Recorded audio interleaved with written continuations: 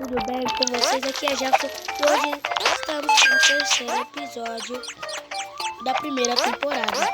Então eu espero que vocês gostem, muito do terceiro episódio da primeira temporada. Mano,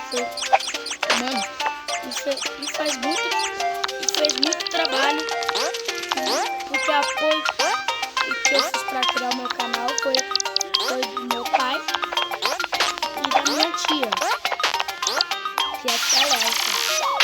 E foi um apoio bem ajudante, né? Então já deixa o seu like, se inscreve, porque o meu canal ainda é iniciante no YouTube. Então já pega a pipoca e assista esse terceiro episódio da primeira temporada. Bem, já estamos na segunda fase aqui, né? Agora a gente vai para a terceira. Mas hoje são 4 fases. Mas agora um mundo se passa uma temporada. E um nível é um episódio. E 5 níveis ou 4 são episódios. Então, são 4 episódios hoje.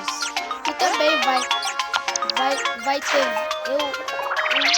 um vídeo único com chefões. Não é aquele vídeo de quando tem um episódio, daí chega um chefão e vai direto. A gente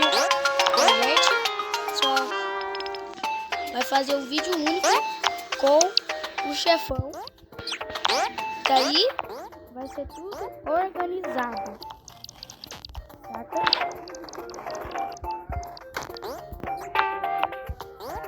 Sabe? Então, se você entender,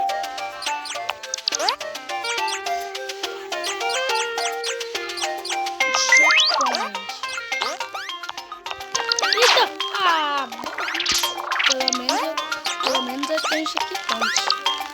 Calma, espera pular esse, agora pula esse, agora ele vai pular aqui, pulou, agora eu vou descer de baixo,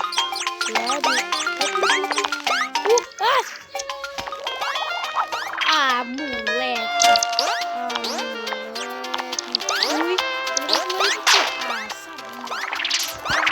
não vou pegar essa coisa, não.